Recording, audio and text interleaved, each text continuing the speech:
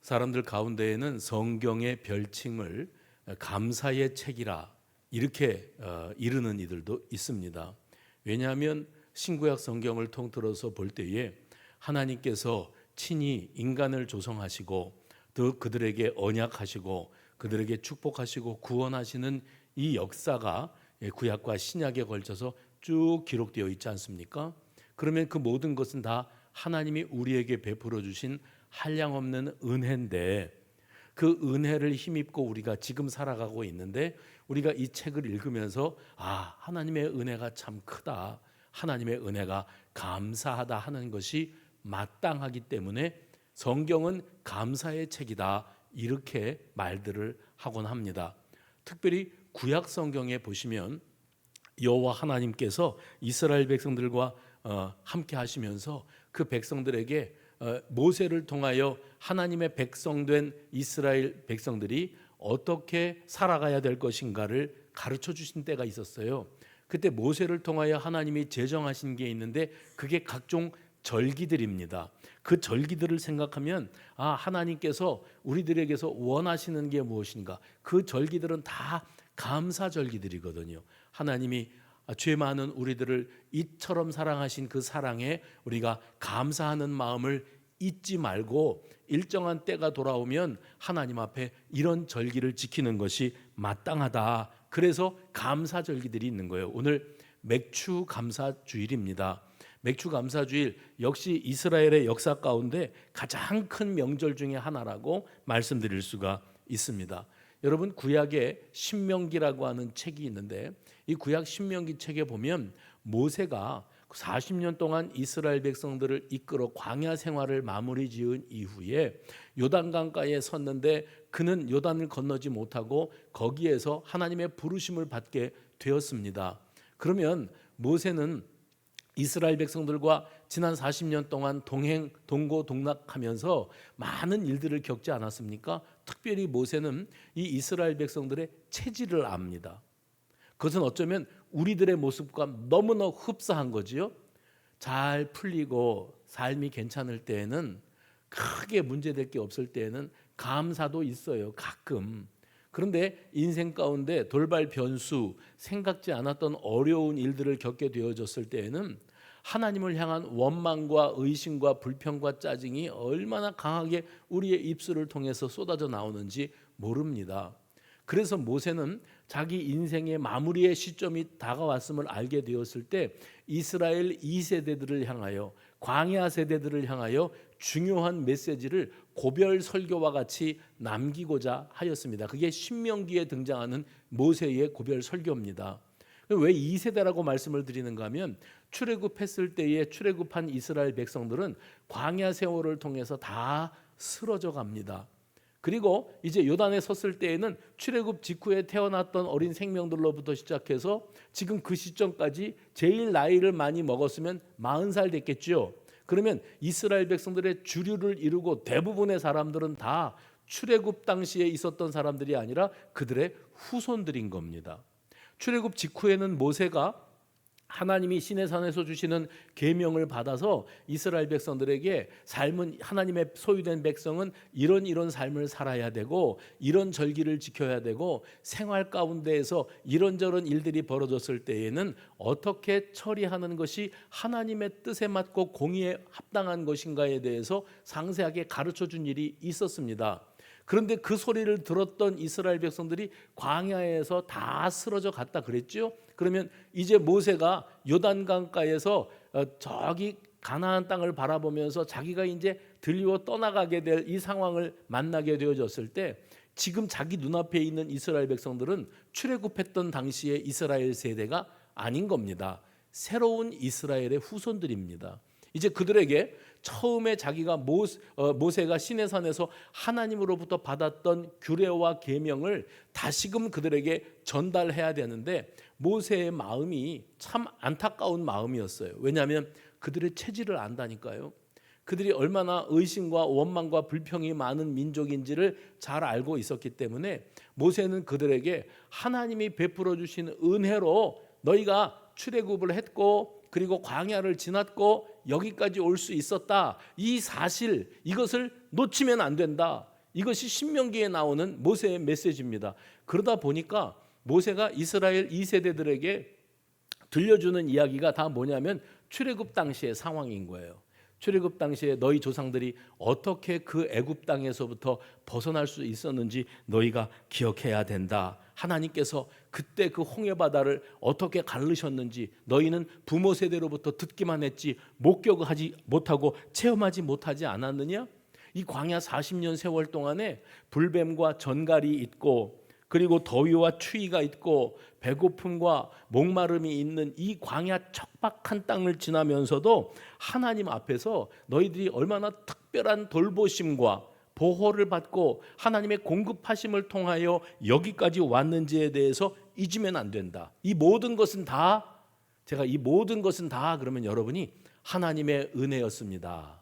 이 모든 것은 다 하나님의 은혜였다는 사실을 결코 잊으면 안 된다. 이게 모세가 남기고자 했던 고별 설교의 핵심 내용이었습니다. 그리고 또 모세는 그럼에도 불구하고 너희 조상 이스라엘 백성들은 그때 어떻게 했는가 하면 하나님이 추위와 더위, 배고픔과 목마름 이런 척박한 환경 속에서도 살 길을 열어주시고 구름기둥 불기둥으로 만나와 메추라기로 살려오셨건만 너희 조상, 너희 아버지 세대의 이스라엘 백성들은 입만 열면 의심하고 불순종하고 원망을 그치지 않았다. 이걸 강조합니다. 그러면서 모세가 이스라엘 2세대 이제 가나안 땅으로 들어가서 그 땅을 차지하게 될 이스라엘 백성들을 향하여 두 가지를 언급하는데 제일 먼저는 하나님이 베풀어 주신 은혜. 이 모든 것이 다 하나님의 은혜의 결과로 여기까지 온 것이다. 이걸 강조했고 또 하나는 너희 조상, 너희 아버지 세대가 출애굽한 이후에 어떻게 실패하게 되었었는지를 너희가 반면 교사를 삼아야 된다. 너희가 딱 그들을 닮은 그들의 후손이기 때문에 행여라도 너희가 또 하나님을 의심하고 원망하고 불평하게 되어지면 너희가 또 심판을 받을 수밖에 없다 하고 깨우쳐 주었습니다. 여러분, 우리는 지금 2025년도 1월부터 6월까지 6개월 상반기를 다 살고 이제 7월 첫째 주일을 맞이하였습니다. 돌아보면 세월이 쏜살 같아요. 쏜살이 뭐예요? 쏜살, 활시위에 화살을 걸고 그 활시위를 당겨서 놔버리면 그 다음부터는 휙 날아가는데 그 날아가는 것을 누구도 막을 수가 없어요. 쏜살, 거칠 것 없이 날아가는 세월. 눈 감았다 뜨니까 2025년도고 눈 감았다 뜨니까 6월 달이고 제가 언젠가 말씀드리지 않았습니까? 10살짜리가 세월을 느끼는 1년은 자기가 살아온 세월의 10분의 1이다. 근데 80살 먹은 어르신이 느끼는 1년의 느낌은 자기가 살아온 삶의 80분의 1이다. 어떻게 그 세월이 같게 느껴질 수 있겠는가? 정말 쏜살입니다. 앞으로도 여러분이 나이가 들어가시면서 점점 세월은 쏜살같이 지나갈 것이고 어떻게 이렇게 시간이 빨리 흘러가냐 할 수밖에 없다는 거죠. 이스라엘 백성들이 그렇게 어려운 광야 생활을 하면서도 쏜살같이 이 세월이 살아왔는데 하나님께서 우리를 돌아보게 하시는 거예요. 우리 민족도요. 광야 같은 세월을 살아온 민족입니다. 우리가 뭐 땅덩어리가 크고 거대한 인구수를 자랑하는 대국입니까? 그렇지 않습니다. 우리는 우리 스스로를 약소국이라고 표현을 합니다. 거대한 나라들의 틈바구니 속에서 눈치 보면서 생존할 수밖에 없는 그런 민족이 우리들이라고 할 때에 우리 민족의 지나간 시간들을 돌아보면 이스라엘 백성들과 너무 흡사한 세월, 험악한 세월을 보냈다고 말해도 과언이 아닙니다. 일제 치하가 있었고요. 6.25 전쟁이 있었고요. 그 세월 전쟁과 가난의 위기가 있었고 그 이후에 경제 위기가 있었고 그리고 질병의 위기가 얼마 전에 지나갔고 그리고 정치적인 큰 혼란과 위기가 또 한 번 지나갔습니다. 이 모든 험악한 광야 생활을 하면서도 돌아보면 들으세요. 그 속에도 하나님의 은혜가 있었다. 아멘. 그 속에도 하나님의 은혜가 있었다. 이것을 고백할 수밖에 없는 거예요. 모세가 그 사실을 언급하고 있습니다. 이스라엘 백성들을 향하여 모세가 들려주는 메시지는 지금 우리 모두에게 들려주시는 하나님의 음성으로 들어도 무방합니다. 뭐라고 모세가 말을 했는가? 내 하나님 여호와께서 이 40년 동안에 내게 광야길을 걷게 하신 것을 기억하라. 이는 너를 낮추시며 너를 시험하사 내 마음이 어떠한지 그 명령을 지키는지 지키지 않는지 알려 하심이라. 신명기 8장 2절인데요. 하나님의 그 심부름꾼으로 여태까지 120년을 사역해 왔던 모세가 떠나가기 직전에 이스라엘 백성들에게 뭘 강조하는가? 특별히 이스라엘 2세대지요. 광야에서 태어난 세대들입니다. 이 광야길 40년 동안에 하나님께서 너희들을 왜 광야길을 걷게 만드셨을까? 왜 전쟁의 위기, 가난의 위기, 질병의 위기, 경제의 위기, 여러 가지 어려움들을 통과하게 하셨을까? 이는 왜 그렇게 하셨는가 하면 너를 낮추시느라고, 너를 낮추시고 시험하사 테스트하시느라고, 내 마음이 어떤지. 지금 모세가 이스라엘 백성들에게 남기는 메시지를 가만히 정리해 보면 이겁니다. 너희는 지금까지 6개월을 살아오면서, 아니 지금까지 여러분이 평생 지나간 세월들을 살아오면서 오로지 관심사는 어디에 있었는가? 생존입니다. 생존, 살아남는 데 있는 거예요. 어떻게 하든지 내가 살고 우리 가족이 살고 내 집안이 살고 우리 자녀들이 잘 되는 일에만 치중하고 살아왔지, 여기에서 하나님의 훈련, 하나님의 특별한 연단에 대해서 전혀 깨닫지를 못하고 있었다는 겁니다. 인생은 생존에 관심이 있었는데 모세가 말합니다. 하나님의 관심은 어디에 있는 줄 아느냐? 너희는 먹고 사는 것에 관심이 있지, 하나님의 관심은 너희가 하나님과 그분의 말씀을 얼마나, 어떤 상황 속에서라도 하나님과 그분의 말씀을 얼마나 중시하고 살아갈 수 있는 수준이 되는지, 하나님은 그걸 확인하고 싶으셨던 것이다. 이렇게 강조하고 있습니다. 분명한 하나님의 의도, 그것은 곧 하나님의 낮추심과 그 다음에 연단이지요. 이 백성들이 그 상황 속에서도, 그런 지경에서도 하나님 말씀 부여잡고 하나님 말씀에 순종할 마음의 자세를 갖추고 살아가는 백성인지를 확인하고 싶으셔서 그런 시간들을 너희들에게 펼쳐놓으셨던 것이다. 그래서 그 말씀 드린 거예요. 이스라엘 백성들에게는 광야 세월, 아니 그 거슬러 올라가서 애굽 세월을, 애굽에서의 430년 세월이 있었지만 그 모든 시간들은 다 하나님이 뭔가 보시고 싶으신 게 있었고 확인하고 싶으신 게 있었던 시간이었답니다. 그렇다면 여러분이 지난 6개월을 살아온 시간도, 우리가 지금까지 우리들의 주어진 인생의 현 주소까지 살아온 시간들도 다 하나님은 뭘 보고 계셨는가? 너는 생존, 먹고 사느라고 아등바등하고 살았지, 나는 모든 순간순간 어떤 상황을 만나든지 네가 나를 놓치지 않고 나를 기억하고 말씀 중심으로 살아가고 있는지를 나는 확인하고 싶었다. 하나님의 의도는 여기에 있었습니다. 그리고 그 모든 과정들을 통해서 하나님은 우리를 거듭나게 하시고 우리를 더 단단하게 하시고 우리를 하나님밖에 없습니다 고백하게 만드신 줄로 믿으시기를 바랍니다. 그러므로 여기 있는 저와 여러분은 지난 6개월만 두고 봐서도 하나님의 특별 훈련을 받으신 게 맞아요. 특별 훈련을 받아 여기까지 왔습니다. 우리가 강건해지고 부여해지고 성공하게 하는 것보다 더 급하신 일, 하나님이 더 관심이 있으신 게 무엇인가 하면 그건 바로 우리가 실패와 고난과 좌절과 아픔 속에서도 거기에서 낮아지게 하시고 겸손하게 하시고 하나님 없이는 생존할 수 없는 존재임을 하나님 앞에 자인하도록 만들어 가시는 것이 하나님의 지난 6개월 동안의 우리를 향한 손대심의 목적이었다는 겁니다. 그런데 출애굽한 세대의 이스라엘 백성들은 때때로 때때로 원망하고 불평하고 그렇게 살았습니다. 지난 40년 세월을 다 지나고 난 다음에 요단강 앞에 섰을 때 거기 있는 이스라엘 백성들 가운데 여호수아와 갈렙과 모세, 이 사람들을 빼고 나머지 이스라엘 백성들 대부분은 다 광야 세대라고 말씀을 드렸죠. 그 수가 얼마냐? 지금도 여전히 출애굽했을 때처럼 장정의 숫자 60만 명을 칩니다. 그리고 200만 명이 넘는 전 인구가 한 민족을 이루게 된 이스라엘의 후손들이 그렇게 많은 숫자를 유지하고 있었어요. 근데 그들을 향해서 모세가 말합니다. 너희가 여기 요단강가 가나안 목전에 오기 전까지 하나님의 은혜가 있었다. 아니 광야 세월 동안에 마실 것이 없고 먹을 것이 없었는데요. 추위와 더위가 있었는데요. 고통스러운 일들이 계속 이어졌는데 뭐라고 말씀하시냐면 그거는 연단이었고 훈련이었고 하나님의 은혜는 그 자리에도 너희와 함께하고 계셨다. 출애굽한 이스라엘 백성들이 여전히 여기까지 오도록 사실 출애굽할 당시의 모습에서 애국 군대들에게 그 홍해 바다 가운데에서 몰살당할 수도 있었고 광야 세월을 지나오면서도 먹을 것 문제, 마실 것의 문제, 생존의 문제 때문에 모든 것이 다 사라지고 이스라엘이라고 하는 이름 자체가, 그 민족 자체가 역사 가운데서 사라져버릴 그런 일들이 벌어져도 누가 전혀 관심도 가지지 않을 만한 그런 상황이었더랬습니다. 그런데 40년 광야 세월을 지나고 지금 여기 요단강가에 언약의 땅, 그 땅에 들어가면 그 땅을 정복하고 과거에 아브라함에게 하나님이 주시마 약속하셨던 그 땅을 차지하게 될 거거든요.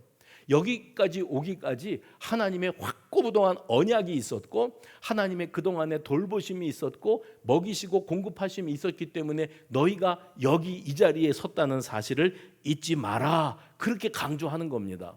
지난 6개월 동안 여러분 어떤 삶을 살아오셨습니까? 그래도 어렵고 힘들어도 먹고 살기 어려워도 6개월 동안을 여기까지 살아오게 하신 것이 감사하고, 한 달만 더 거슬러서 7개월 동안 이 나라와 민족이 국가적으로 얼마나 극심한 혼란을 겪었습니까?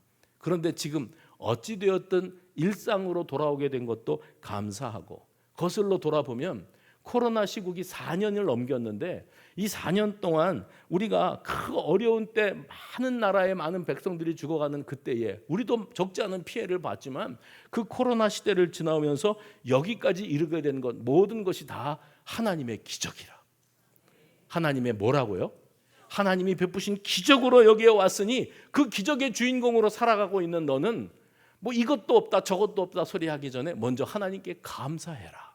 그것이 다 은혜였다. 우리의 여러분 감사하는 마음을 품는 것만으로도 우리의 인생이 달라진다는 것을 아십니까? 어떤 목사님이 단에서 말씀을 증거하면서 인용하시는 것을 제가 들었는데, 그 인용하시는 것을 듣고 받아 적으려고 그러는데 너무 빨라서 이 인터넷을 뒤져보니까 그 내용이 있어서 제가 재인용을 합니다. 그 내용인즉슨 그 미국에 있는 어떤 목사님이 감사요법, 감사치유법, 땡스 테라피 이런 것을 가르친 적이 있다 그래요. 그 내용을 많이 있는데 그 중에서 제가 몇 가지만 발췌를 해서 여러분들에게 소개하고자 합니다. 감사 테라피, 감사치유법. 세금이 많이 나와서 부담이 되십니까? 감사하십시오. 당신이 안정된 직장과 수입이 있다는 뜻이기 때문입니다. 몸무게가 늘어서 맞는 옷이 없습니까? 감사하십시오. 먹을 것 걱정 없고 넉넉한 삶을 살고 있다는 뜻입니다. 빨랫감이 한 구석에 잔뜩 쌓여 있습니까? 감사하십시오. 갈아입을 옷에 여분이 준비되어 있다는 뜻입니다. 멀리 주차하고 걸어서 와야 했습니까? 여기 그런 분들 계시죠? 세류 초등학교에 주차하고 걸어오신 분이 계십니까? 감사하십시오. 걷기 운동을 할 수 있는 좋은 기회가 주어진 것이기 때문입니다. 국가 지도자가 마음에 안 들어서 불평불만하십니까? 감사하십시오. 당신은 의사표현의 자유가 보장된 나라에 살고 있다는 뜻이기 때문입니다. 아침에 울려대는 알람 소리가 짜증이 납니까? 감사하십시오. 당신에게는 지금 일어나서 해야 할 일이 있다는 뜻이기 때문입니다. 이게 똑같은 상황도 어떤 관점으로 바라보느냐에 따라서 감사 또 불평 원망으로 나뉘게 되어지는데, 여러분 사람들이 살아가는 걸 보면 저 뭐 감사할 게 뭐가 있는가 싶은 삶을 사는데 그 사람이 감사가 넘쳐요. 그리고 저 사람은 마땅히 감사해야 돼 그러는데 아주 너무나 손쉽게 감사할 게 있어야 감사하지 그러고 살아요. 엄청난 차이입니다. 그 이유가 뭘까요? 감사는 내가 지금 이 순간에 느끼는 어떤 감정의 표현이 아닙니다. 감사는 영혼의 고백입니다. 내 실존, 내가 지금 이 땅 위에 존재하고 있는 것 자체가 기적이다. 그리고 이 말도 안 되는 은혜를 내가 누리고 사는 것, 이것이 정말 감사하다. 누군가 그러지 않았습니까? 지금 여러분이 호흡하고 살고 있는 이 순간은 어젯밤에 숨이 끊어져 돌아가신 어떤 분이 그렇게 살아보고 싶었던 시간이라고. 그 시간을 내가 지금 살아가고 있는데 이게 기적이 아니고 뭐겠느냐고 누군가 그렇게 말을 하더라고요. 오늘 본문 말씀 오병이어의 이야기입니다. 너무나 잘 알려져 있는 스토리고 여기에 하나님이 베푸시는 놀라운 기적의 역사들이 등장합니다. 15절 말씀 보면 오늘 본문입니다. 저녁이 되매 제자들이 나와 이르되 이곳은 빈 들이요 때도 저물었으니 무리를 보내어 마을에 들어가 먹을 것을 사 먹게 하소서. 이게 무슨 말인가 하면 저 좀 보세요. 예수님이 어떤 언덕에 올라서 자기를 말씀을 듣기 위해서 찾아온 그 많은 사람들 5천 명이라 그랬어요. 어마어마하게 많은 사람들 앞에서 연설을 하셨어요. 하나님 나라의 복음을 전달하신 겁니다.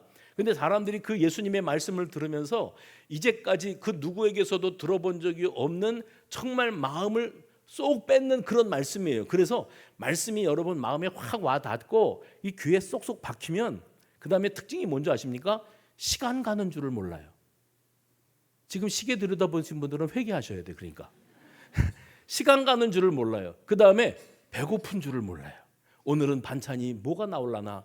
여기 그러고 앉아 계신 분들 계시면 회개하셔야 돼요. 진짜 예수님이 하시는 말씀을 들으면서 시간 가는 줄도 모르고 배고픈 줄도 몰랐는데 그러니까 집중이 된 거죠. 몰입이 된 거예요. 그런데 예수님의 제자들은 예수님이 전하시는 말씀에 몰입이 안 돼요. 왜요? 늘 듣던 말씀인지도 모르겠고 어쩌면 자기들은 이 사람들이 손님들이고 우리가 대접하는 입장이고 예수님이 이 모든 행사의 주관자다. 그러면 예수님을 섬기는 제자 입장에서 이 많은 사람들이 배고픈 줄도 모르고 시간 가는 줄도 모르고 말씀에 집중 몰입을 하고 있는데 그 다음 대책이 없다는 거예요. 그게 뭐냐면 해는 뉘엿뉘엿 떨어져 가고 저녁 식사 시간은 되었는데 5천 명이나 되는 이 사람들이 배가 고플 무렵이 되었을 텐데 어쩌면 좋을까 하다가 내린 결론 두 가지입니다. 하나는 뭐냐면 각자 해산, 오늘은 여기까지, 그리고 집으로 다 돌려보내는 거예요. 또 하나는 그래도 말씀을 더 듣고 싶다면 각자 내려가서 음식을 사 먹든지 끼니를 해결하고 다시 이곳으로 집합. 이 두 가지 이외에는 다른 방법이 없었어요. 제자들이 내린 결론입니다. 집으로 돌아가서 자기가 밥해 먹고 지나가게 하거나 아니면 뭘 사 먹고 다시 올라오게 하거나. 근데 예수님이 내린 결론은 제자들이 내린 결론과 완전 달랐습니다. 예수님이 뭐라고 말씀하시죠? 16절입니다. 예수께서 이르시되 갈 것 없다. 너희가 먹을 것을 주라. 예수님은 뭐라고 말씀하셨는가 하면 돌려보내지 말고 여기서 우리가 식사를 해결하면 되지 않겠느냐 이렇게 말씀을 하셨어요. 그래서 제자들이 예수님 하시는 말씀을 들으며 예수님은 어떻게 이렇게 현실 감각이 떨어지실까? 이 문제를 그냥 여기서 매기면 되지 않겠냐? 천하태평이다. 예수님은 아무 걱정도 없고 말만 하면 되고 우리는 이 문제를 실제적으로 풀어가야 되는데 또 다른 대책이 없질 않느냐. 이게 예수님과 제자들과의 관점의 차이였어요. 그때 예수님이 하신 말씀이 얼마나 비현실적인 것이었는지를 항변하기 위해서 제자들이 한 말이 17절입니다. 뭐라고 말을 했죠? 제자들이 이르되 여기 우리에게 있는 것은 떡 5개와 물고기 2마리 뿐이니이다. 제자들의 입장은 다 한결같습니다. 그게 뭡니까? 없습니다. 예수님.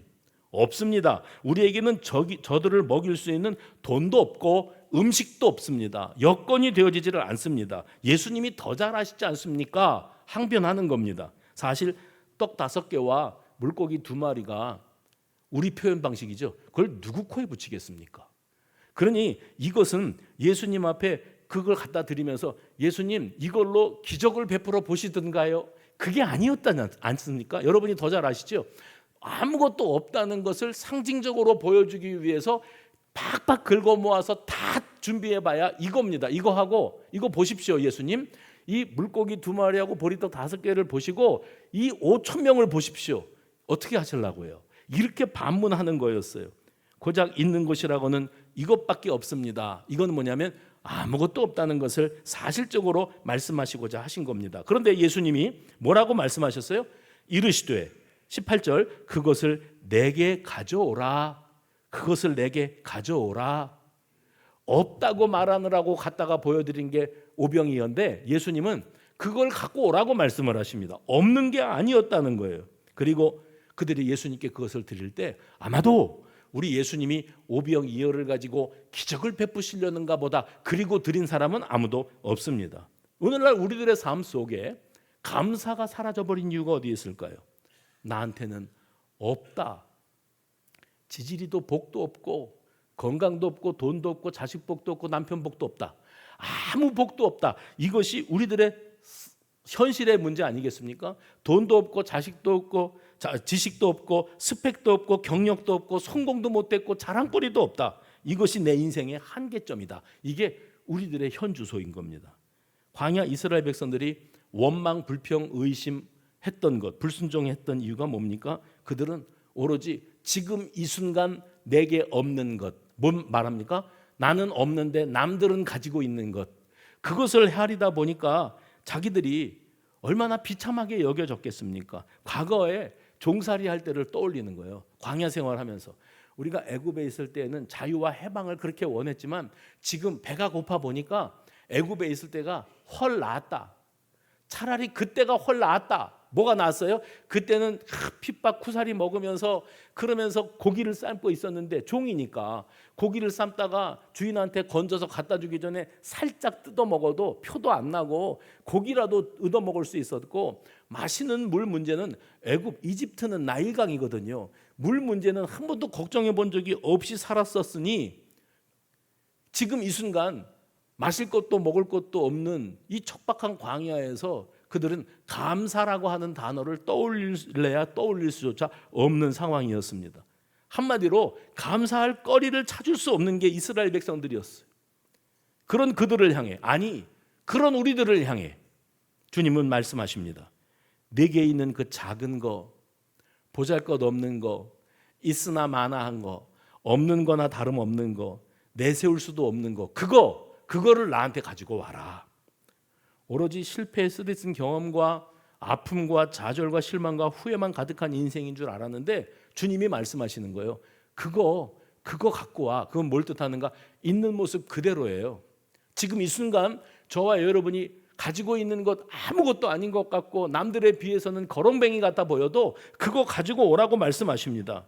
내 인생에 아팠던 시간들마저도 우리 주님의 은혜가 거기 임하고 있었는 줄로 믿으시기 바랍니다. 거기에 그 보잘것없고 연약한 것, 내세울 것 없는 것에 주님이 손대시면 그 순간부터 모든 것이 다 감사거리, 기적의 내용으로 바뀌어질 줄로 믿으시기 바랍니다. 19절 말씀 이렇게 이어지죠. 무리를 명하여 잔디 위에 앉히시고 떡 5개와 물고기 2마리를 가지사 하늘을 우러러 축사하시고 떡을 떼어 제자들에게 주시매 제자들이 무리에게 주니, 떡과 물고기를 받으신 예수님이 제일 먼저 하신 일이 뭐였는가를 주목하십시오. 하늘을 우러러 축사하시고, 축사라고 하는 단어가 헬라어 단어겠죠. 지금 그리스 사람들이 쓰는 말입니다. 헬라어 단어, 이 축사라고 하는 단어, 그러니까 여러분 축사라는 두 글자를 인터넷 사전에서 찍어보시면 가축을 기르는 우리 이렇게 나오고요, 축사, 귀신을 쫓아내는 행위 뭐 이런 게 나옵니다. 근데 그 축사의 내용 중에 뭐가 있었는가 하면 이 유카리스트라고 하는 헬라어 단어가 있는데 그 단어의 의미, 용처는 어떤 때 이 유카리스트를 사용하는가 제가 읽어드리죠. 가만히 깊은 묵상을 한 후에, 다시요, 그것이 있음에 깊은 묵상을 한 후에 깊은 감사를 드리는 행위, 이것이 곧 축사의 사전적 의미입니다. 아무것도 없다가 아니라 에게 요것밖에 없네, 알량하게 요거밖에 없네, 달랑 그랬는데 그 달랑을 예수님이 찾으시는 거예요. 그런데 그 달랑을 가지고 하나님, 남들은 이만큼도 누리고 살고 쓸 만큼 쓰고도 남는다는데 나는 이게 뭡니까가 아니고 지금 있는 그 작은 것, 보잘것 없는 것을 깊이 묵상하는 거예요. 그리고 이걸 주신 하나님께 감사하는 마음을 품는 것이 곧 축사예요. 예수님이 하늘을 우러러 축사하시고 오병이어를 들고요, 축사를 하시고 나누어 주었다고 하시는데 예수님이 에게, 이거 누구 코에 붙여가 아니에요. 제자들은 그랬지만 예수님은 이것을 두시고 가만히 묵상하셨어요. 그리고 하나님이 이걸 허락하셨구나, 여기서부터 기적은 시작되었는 줄로 믿으시기를 바랍니다. 없는 것이나 다름없어요 하는 것과 없는 것보다는 이것이라도 있는 게 어디야 하는 것은 완전히 다른 차원의 이야기입니다. 우리는 스스로 자기 자신에게 내리는 과소평가, 좌절감, 자조적인 마음을 품고 살아가면서 마땅히 우리 아버지께 올려드려야 될 감사를 오래전에 상실하고 살아가고 있는지 모릅니다. 구약에는요 하박국 선지자가 나오거든요. 이 하박국 선지자는 계시를 받습니다. 이스라엘 백성들이 우상 숭배하고 하나님으로부터 멀어지고, 그래서 이제 내가 저 북방에 있는 바벨론이라고 하는 나라를 통하여 이 남유다 이스라엘 백성들을 완전히 초토화시키겠다. 그들을 멸절시켜서 나라 잃은 백성, 그리고 그들이 세워놨던 그 화려한 성전이 다 불에 타 없어지게 되고 그들은 포로로 잡혀가게 되는 날이 올 것이야 하는 계시를 선지자가 먼저 받았습니다.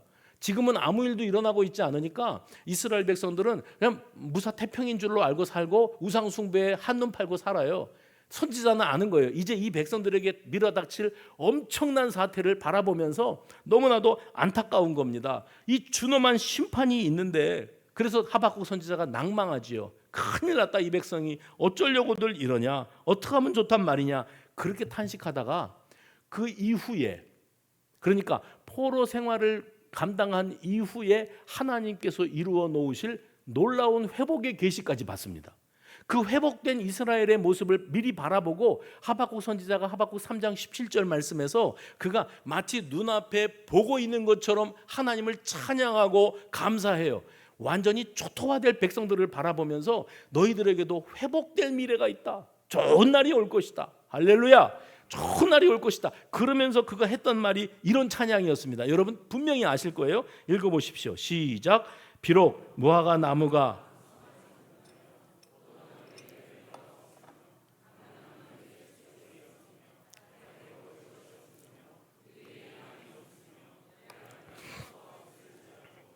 보십시오. 예수님께서 오병이어의 기적을 이루실 때 제자들의 반응은 없습니다. 없어요. 아무것도 없습니다. 그리고 오병이어 가지고 온 거예요. 지금 하박국 선지자가 이스라엘 백성들이 모든 것을 다 상실하고 빼앗겼으니까, 그리고 좌절의 깊은 수렁에 빠져 있을 때에 그들을 향한 소망의 메시지를 던지는 겁니다. 여러분이 잘 아시지요. 무화과 나무가 무성하지 못하고 포도나무에 열매가 없으며 감람나무에 소출이 없으며 밭에 먹을 것이 없으며 우리의 양이 없으며 외양간에 소가 없을지라도 뭐예요? 없다는 거예요. 당초에 아무것도 없다는 거예요. 농사도 안 되고 수확도 없고 재정적으로 밑빠진 독이라 다 빠져나가게 된다 할지라도 그 소리입니다. 그 다음에 18절, 나는 여호와로 말미암아 즐거워하며 나의 구원의 하나님으로 말미암아 기뻐하리로다. 그 다음에 19절 해봅시다. 시작. 주 여호와는 나의 힘이시라. 지금까지 설교 시간에 졸은 거 다 용서할 수 있어요. 그런데 요거는 한 주간 동안 꼭 붙들고 가세요. 주 하나님은 나의 힘이시라. 하나님이 나의 힘이십니다. 없다 소리만 하지 말고 지금 이 순간 주님이 내 곁에 살아 역사하고 계시고 내 인생의 미래에도 하나님이 함께 하시리라. 주 하나님은 나의 힘이 되시리라. 이것을 바라보며 감사하고 찬양하는 저와 여러분이 되시기를 바랍니다. 예수님은요, 없습니다. 아무것도 없습니다. 제자들이 예수님 앞에 그렇게 말을 하는데, 여기 마태복음 14장 17절에는 이런 식으로 표현했어요. 여기 우리에게 있는 것은 가로 열고 고작, 뭐라고요? 고작, 가로 열고 가로 닫고 부럭 5개와 물고기 2마리 뿐입니다. 고작 있다고 하는 것은 이것밖에 없습니다. 근데 똑같은 장면을 누가복음 9장 13절에서 이렇게 묘사했습니다.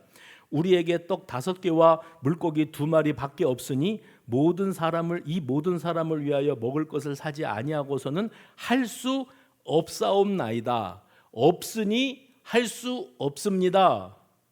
누가는 이렇게 표현했어요.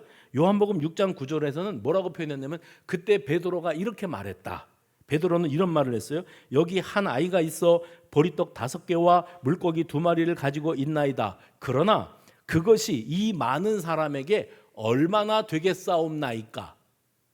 얼마나 되겠사옵나이까? 그러니까 오병이어 당시의 분위기는 그 상황을 묘사한 마태와 누가와 요한의 그 표현 방식을 조금씩 다 다르지만 똑같습니다. 한 가지로 제자들은 이렇게 말했다. 없습니다. 안 됩니다.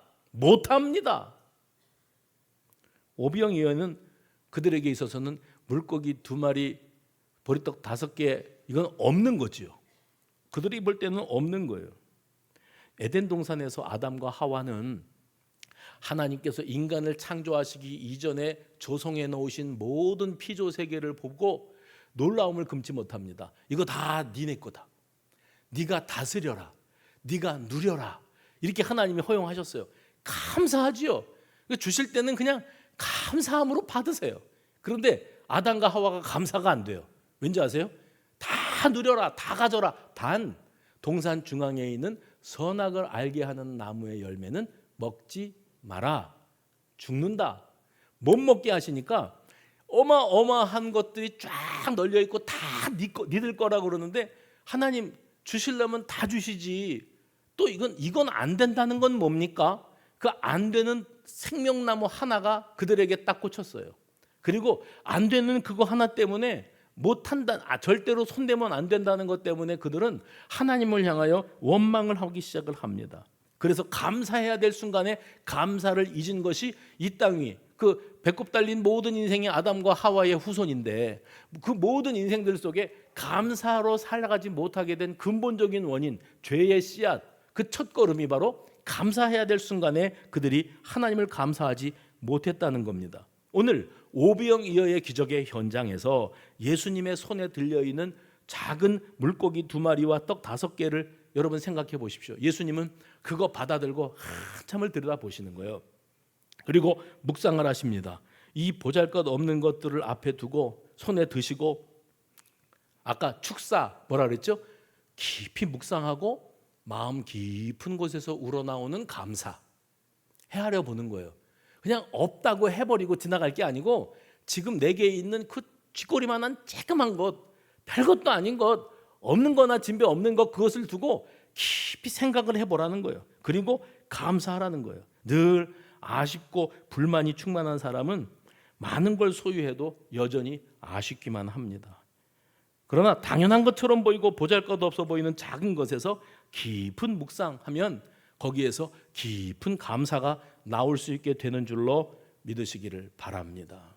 제가 폭삭 소가수다를 지난 월요일 날 13회부터 16회까지 다 봄으로써 졸업을 했습니다. 하도 폭삭 속았다 그래서 나는 그게 뭔지 궁금해가지고 봤는데, 그런데 그 마지막 편까지 보고 내린 결론, 뭐 여러분 보고 보란 얘기는 아니에요. 내리는 결론 뭐냐면, 그래서 그랬구나. 모든 여자들이 내 인생에는 왜 박보검이 없냐? 내 인생에는 왜 관식이를 못 만나냐? 이 못난 여인아. 자기가 애순이라고 착각을 하는 거죠. 그러니 그 관식이는 어떤 사람이냐면 애순이한테 자기의 모든 것을 바쳤어요. 일편단심이에요. 그러니까 관식이밖에 없어요. 애순이밖에 없어요. 관식이가 그렇게 사랑하고 그렇게 헌신적으로 사랑을 하니 모든 여성들이 가난해도 배고파도 비참해도 옆에 관식이만 있었으면 내가 살맛이라도 나지. 정신을 차리고 옆에 앉아서 텔레비 보는 인간을 바라보니 이게 학시라. 근데 학시인데 이게 돈도 없는 학시라. 제가 오늘 컬럼 주보에 보시면 컬럼을 그렇게 썼습니다. 그래서 제목이 뭔지 아세요? 모든 여성들이요, 지구상에 따라합시다. 관식이는 없다. 지구상에 관식이는 없어요. 학시는 널렸어요 지금 여기. 그런데 그 마지막 편을 보면서 제가 배 나온 학시, 머리 벗겨진 학시, 다정다감하게 말할 줄도 모르고 매번 윽박지를 줄만 하고 허풍 허세만 가득한 그 못난 인간인데 마지막 회를 보니까 그 사람도 불쌍한 사람이더라고요. 대한민국 모든 남자들이 거의 그렇게 살아가는 것 같아요. 표현을 하라니까, 아니 사랑한다는 말 그냥 한번 해보면 안 돼? 근데 그 말이 목에 칼이 들어와도 안 되는 사람들이 있어요. 힘들어요. 그리고 허세만 떠는 거예요. 내 덕분에 먹고 사는 줄 알아 이것들아. 이 소리만 하고 싶지 덕분에 이건 없어요. 이건 없어요. 그러니까 손해본 느낌이 드시죠? 여기 많은 여성 동지 여러분, 얼마나 억울하고 손해를 많이 보셨어요. 학시. 근데 여러분, 박보검은 영화 속에만 있습니다. 그리고 솔직히 얘기해 보십시오. 여러분이 아이유가 아니잖아요. 솔직히 얘기해 보세요. 그거는 영화는 영화일 뿐이에요. 그리고 현실 속에서 나는 왜 인생이 이래? 왜 이런 사람을 만나서가 아니고 감사하다. 예수님이 그러셨잖아요. 그 학시를 갖고 와라. 내가 고쳐줄게. 내가 사람 만들어줄게.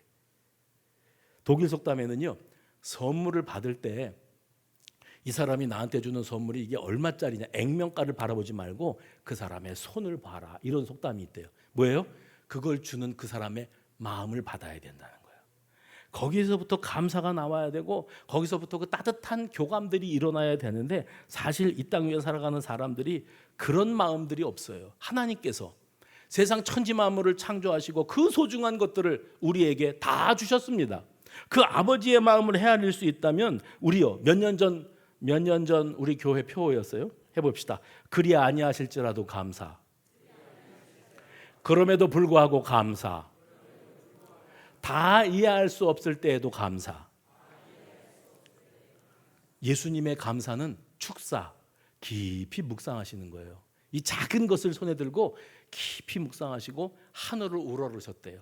그리고 하나님을 바라보면서 하나님 감사합니다. 그 다음에 그 감사한 것을 어떻게 하셨어요? 20절 21절 보십시오. 다 배불리 먹고 남은 조각이 12바구니에 차게 거두었으며 먹은 사람은 여자와 어린이 외에 5,000명이나 되었더라. 예수님의 깊은 감사는 어떻게 이어졌는가 하면 나눔이에요. 뭐라고요? 나눔. 내가 감사함으로 모든 사람들이 감사를 누릴 때 그게 진정한 복이라는 거예요. 재밌는 얘기를 읽어봤습니다. 다람쥐 있잖아요. 다람쥐가 가을이 되고 이제 겨울이 찾아올 무렵이 되면 입속에 가득 도토리를 쟁여놓고 그리고 이걸 어디다가 저장을 하기 위해서 좌우를 살피며 돌아다닌답니다. 그러다가 여기 이 나무 둥지 밑에다가 땅을 파고 이 도토리를 숨겨 저장을 해야겠다. 그런데요. 그런 다음에 다람쥐가 도토리를 딱 묻어놓은 다음에 하늘을 쳐다본답니다. 뭘 보냐면 구름을 기준점으로 삼는데요. 내가 저 구름이 있는 밑에 도토리를 숨겨놨다. 그래서 자기가 숨겨놓은 도토리를 겨우내 못 찾는데요. 그런데 다람쥐가 거기 나무 밑에다가 도토리를 숨겨놓는다는 걸 아는 어떤 동물은, 다람쥐 하면 여러분이 덕분에 그러세요? 다람쥐 덕분에 그걸 파내서 그들은 저장할 줄은 몰라도 남이 저장한 것을 캐서 먹고 산대요. 제가 그 얘기를 읽으면서 그렇구나. 세상은 내가 받은 것 있으면, 내가 남들보다 탁월하고 뛰어난 거 있으면 나 하나 잘난 척하고 누리고 살다 가라는 게 아니고, 이거는 누가 내 덕을 또 보고 살고. 여러분 코로나 지나면서 때문에 하다가 코로나 때문에 뭣도 안 되고 그러다가 나중에 깨달았잖아요. 코로나 덕분에 우리가 알게 된 게 있다. 덕분에. 그건 감사지요. 감사로 이어지는 것 아니겠습니까? 그 TV 프로그램에 이런 게임이 있었대요. 같은 편끼리 마주 앉아서 그 뒤편에 있는 어떤 사람이 도화지를 넘기면 사자성어가 나오면, 그러면 이 사람이 그걸 읽으면 이 사람이 그게 무슨 뜻인지를 설명하는 게 있었는데, 뭐가 나왔냐면 적자생존이 나왔대요. 적자생존. 그 원래의 뜻은 이겁니다. 환경에 적응하는 것만 살아남고 그렇지 못하는 것은 도태된다. 이게 적자생존이거든요. 그런데 그 적자생존을 읽어줬더니 같은 편에 있는 사람이 그 뜻을 몰라요. 그리고 한참 고민을 하다가 이렇게 대답을 했답니다. 적자를 볼 줄 아는 사람이 사람을 살린다. 그래갖고 뒤집어졌대요. 적자생존은 적자를 볼 줄 아는 사람이 사람을 살린다. 그런데 그 말이 딱 맞아요. 손해보고 양보하고 뺏겨주고 넘겨주고 할 줄 아는 사람, 그 사람 덕분에 모든 사람들이 누리고 사는 거예요. 그게 감사의 조건이 되어지는 거예요. 우리 예수님은요, 감사 기도를 하셨는데 2번 이렇게 기도하셨어요. 제일 먼저는 나사로가 죽었어요. 나사로의 무덤 앞으로 가서 무덤을 열어놔라. 그리고 뭐라고 말씀하셨는가 하면 돌을 옮겨놓은, 요한복음 11장 41절입니다. 돌을 옮겨놓으니 예수께서 눈을 들어 우러러 보시고 가라사대, 여기서도 우러러 보셨어요. 가라사대, 아버지여 내 말을 들으신 것을 감사하나이다. 또한 누가복음 10장 21절 예수님께서 이런 말씀하셨습니다. 아버지여 이것을 지혜롭고 슬기로운 자들에게 숨기시고 어린 아이들에게는 나타내심을 감사하나이다. 하늘을 우러러 우리 예수님은 크고 작은 어떤 상황에서도 이 모든 것이 감사하다 할렐루야. 감사하다. 그래서 예배 끝난 다음에 이제 밥 먹으러 올라가셔서 방송이 나올 거예요. 차 빼라고. 그러면 아이고 또 시작이네 그러지 말고 참 그래도 우리 교회 성도들이 다 차들은 한두 대씩 갖고 있어서 감사하다. 방송하시는 집사님이 저렇게 또렷또렷하게 해주셔서 감사하다. 의자가 비좁아가지고 밥 배식 받은 그 뷔페 접시 들고 가다가 걸려서 넘어져서 다 쏟을 뻔했어도 야 그래도 어느 교회는 국수만 먹는다는데 그것도 3,500원을 받는다는데 우리 교회는 돈도 안 받고 뷔페식으로 고기를 주네. 너무 감사하다. 이래야지. 이거를 의자를 왜 이딴 거를 사놔가지고 걸려 넘어지게 하는 거예요. 이 교회는 기왕에 엘리베이터를 하려면 좀 초스피드로 해놓지 엘리베이터 한번 기다리다가 사람이 속 터져 죽겠어요. 이러고 살면은 맥주 감사주의를 뭐라고 지키는 거예요. 당신이 옆에 있어서 참 감사합니다. 옆에 분들하고 인사. 당신이 내 옆에 있어서 참 감사합니다. 시작. 감사가 충만한 맥주 감사주일 되시기를 주의 이름으로 축원합니다.